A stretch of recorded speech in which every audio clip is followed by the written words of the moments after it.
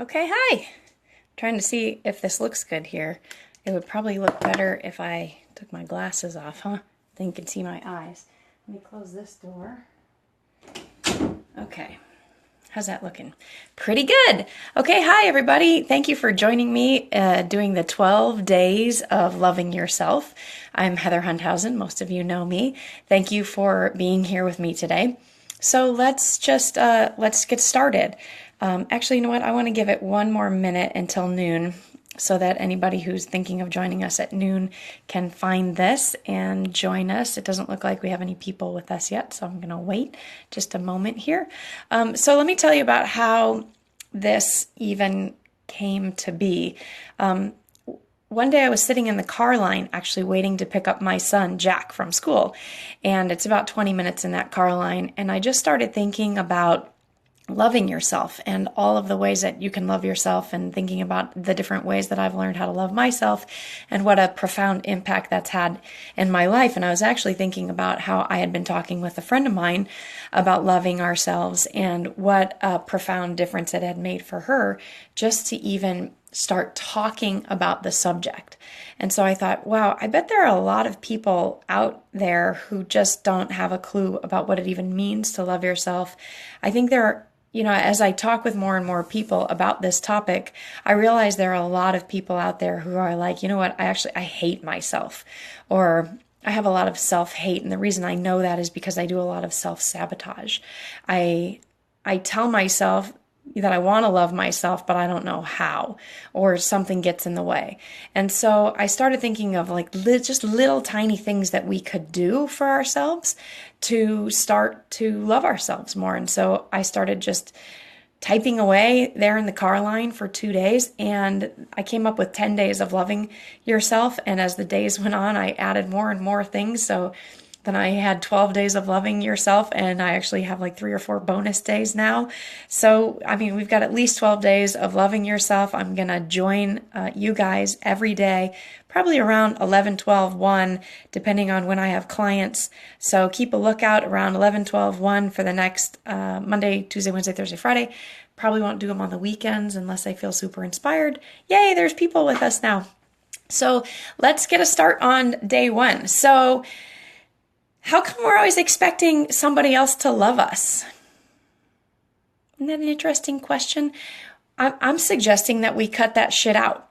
I'm suggesting that you stop expecting someone else to love you. I just saw this morning on Facebook, somebody was getting all frustrated with a relationship that they've been in. And they were like, he never does it right, and he disrespected me, and he's not treating me well. Well, it's not his job to treat you well. It's your job to treat you well. And when you start treating you well, the rest of the world will fall in line. It's like Abraham Hicks says, what we focus on expands. If you want somebody to love you, you get to love you first. And the craziest part about all of this is that when you start loving you, you don't actually care if the other guy loves you because you're so full of love. When he loves you, it's just like an added bonus. And then we have no expectations of other people. So if you want to be loved all of the time, put in the comments yes, or give me a little thumbs up. If you want to be loved all of the time, just give me a little thumbs up if you want to be loved all of the time, or a little heart. So evidently, the 2 people on right now don't want to be loved all of the time because nobody's doing any little hearts. I got a little, hey, gorgeous. Hi, Holly. I'm glad you're here. So you can be loved all of the time. Okay, I got a little thumbs up. You can actually click the little like button, and it pops up on the screen, and it makes little thumbs up signs, little like buttons, and little hearts. So if you want to experiment and explore with that, thanks for being here with me in the Facebook Live. Okay, so today we're going to talk about releasing the past. How many people feel like if they could release their past, they would love themselves more? Anybody feel like that? How often do you find yourself in your day, just proceeding through your day, going like, you know what, I have all of this evidence that I don't love myself, and I have all of that evidence that I don't love myself, and I can actually prove to you why I'm not lovable, and there's so many things. There's a little thumbs up, thank you. And all of these different ways that you're convincing yourself all of the time that you're not lovable. That is your past, and that's what we get to release. So what story are you still hanging on to that you repeat to yourself and to others all the time, again and again?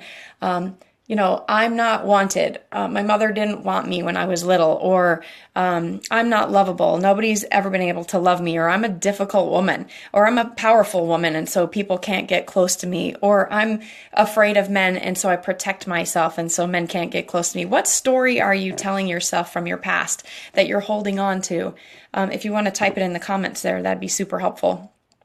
So go ahead and type in the comments, because in this group, what I want to do is I want to create an environment of people where we feel really safe to be able to share with each other, and especially sharing things like, because whatever it is that's in your past that's holding you back is very likely the thing that somebody else is holding in their past, that's keeping them from loving themselves. So as we start sharing this stuff more vulnerably, we can actually support each other if somebody's already been through something like that. So go ahead and post in the comments any of your old stories. It could just be like, I didn't think I was lovable, or I didn't think I was wanted, or I'm a powerful woman and men don't like powerful women, or whatever your story is.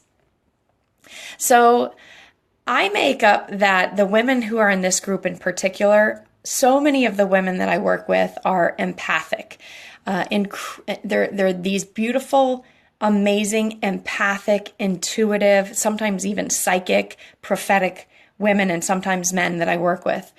Very, very connected to who they are on a soul and spirit level. But because of the environment that they were raised in, they were told, no, that's wrong. You're not good enough. It's not right to be like that. I'm trying to see if I'm too close to the camera, where's a good place to stand. And so what I find is, for these people in particular, there's this running story that I'm weird, or I'm different, or I'm not good enough, or nobody's going to like me because I have these amazing abilities. I have the ability to be empathic. I have the ability to see what's going on. Maybe other people can't see that, and people think that's weird. Okay, here's a huge story for all of you in my tribe. So many of you feel like this, that you're weird because you're empathic or psychic or something like that. You're not weird. That's a story that you're holding on to from your past that I want you to release. And a lot of times this story comes from our parents or the environment we were raised in, where we're actually taught to take care of the other people, like for instance your parents or something, or maybe the primary caretakers.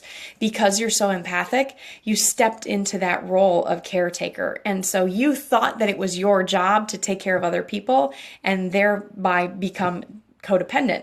And so when we become codependent, we have this belief that somebody else is going to take care of us, because we were taught that we are supposed to take care of somebody else.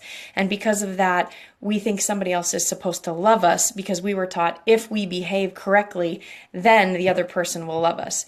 I want you to let go of that idea right now. And I want to tell you that you're perfect, exactly perfect the way that you are. There's nothing wrong with you at all. The fact that you have gifts or passions or talents is a good thing. And if it got in the way of what your parents thought about you, then too bad for them. It's time for you to step into that and really own your power. So, saying my video got paused. Okay, sorry for the technical difficulties. I thought this was a super good place to be, but maybe not. Okay, so what I want to talk about, sorry, I got a little distracted when the Wi-Fi canceled me out there. We want to release attachments. Where did that part go? Okay, so because we're believing that we're weird, and we're raised in these codependent families where we're taught to take care of other people instead of taking care of ourselves, we actually think it's wrong when we start taking care of ourselves, which is kind of step one to loving yourself, is you actually get to love yourself instead of spending all your time focusing on loving somebody else.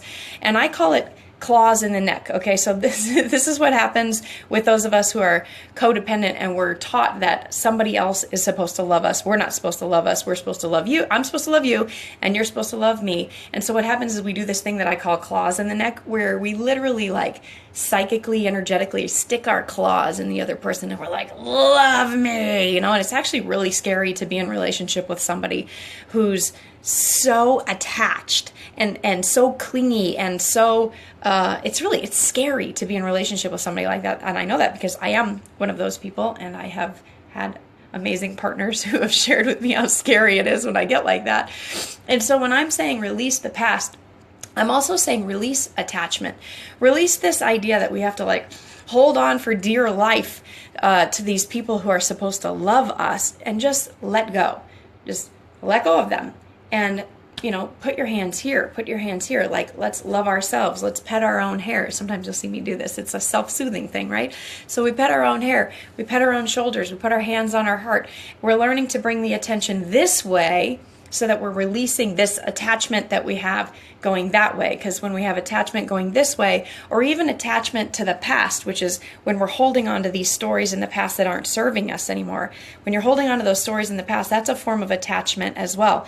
And just releasing that is going to serve you in such a gigantic way. You don't need to manage anybody else's feelings but your own. Your feelings are the only feelings I want you to manage. I do have a little note here about if you have children. The only other people in the world that you're responsible for other than yourself are your children. And you're really not that responsible. You're not responsible for their feelings. You get to teach them how to behave and that kind of thing. The first 6 years are actually really important in imprinting their brains for the rest of their lives. But that's a totally different subject we can get into later. But when I say you're responsible for yourself, I mean yourself.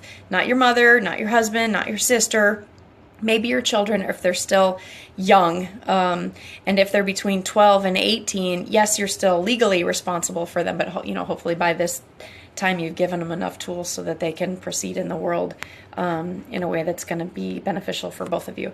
Okay, so you are responsible for you and nobody else, unless it's your kids, of course. And so what happens is we get guilt that comes from thinking that we're doing something wrong. And then we have shame from thinking that we are something wrong. And so this is part of being attached. This is part of releasing our past. When I have guilt feelings that I did something wrong, I get to really look at what did I do and why am I judging what I did so hard? Did I actually do something wrong? And when I say wrong, I don't mean like what are the laws saying and what are your parents' rules saying. I mean like inside of yourself. When you go to sleep at night, does it feel like you did something wrong? If the answer is yes, you get to do a makeup. You get to apologize. You get to go back to that person and be like, I really think that what I did was wrong. I misbehaved and I'm taking responsibility for the way that I misbehaved.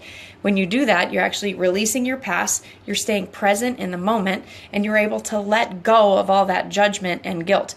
Now, shame is a different issue. Shame is happening internally. It's, I am wrong.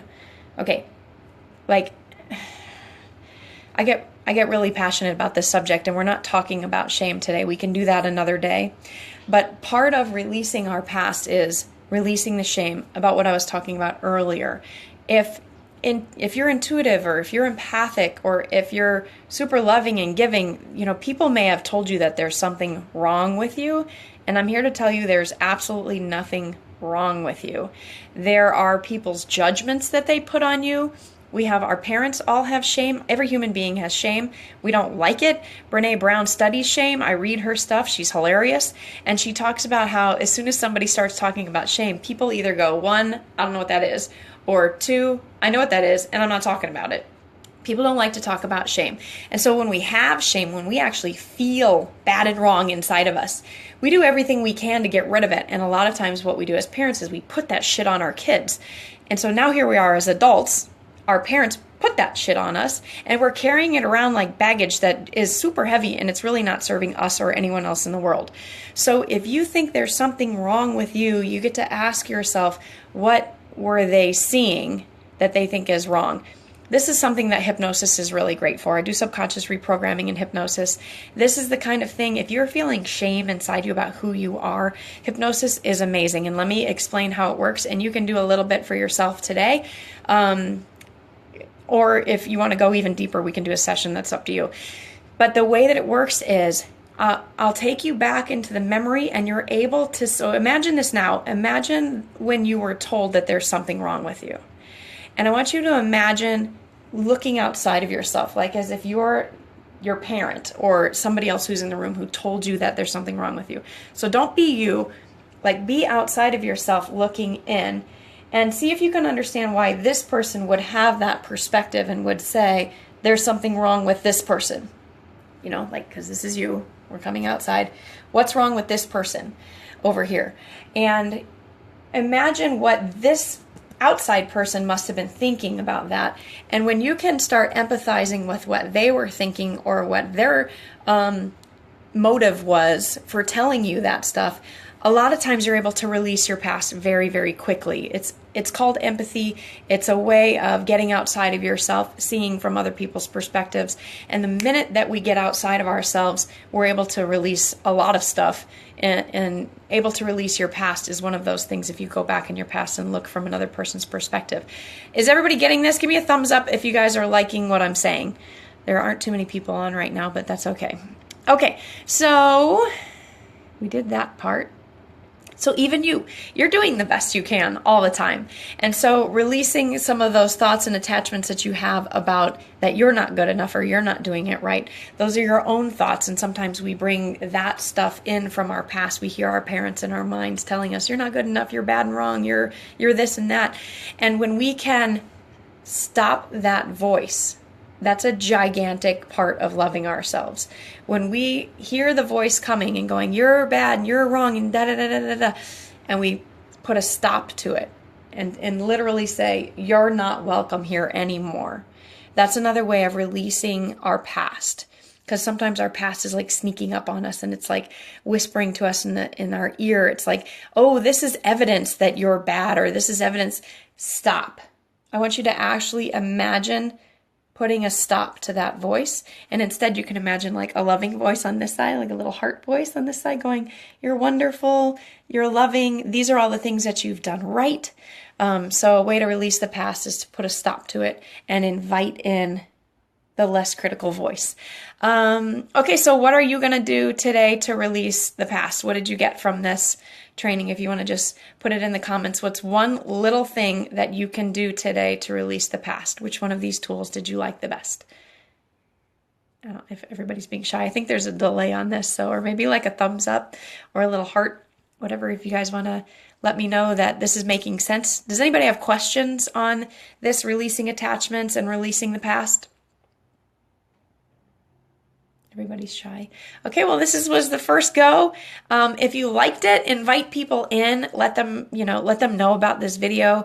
Tell them what you learned from it, and then invite them into the group so that we can have more people with us tomorrow.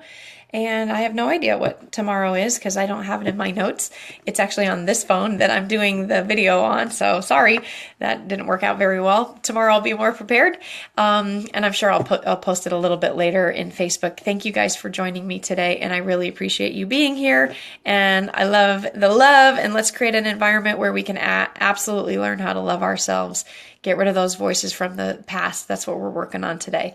So I hope you guys have a fantastic and marvelous day, and I will be with you again tomorrow with day 2.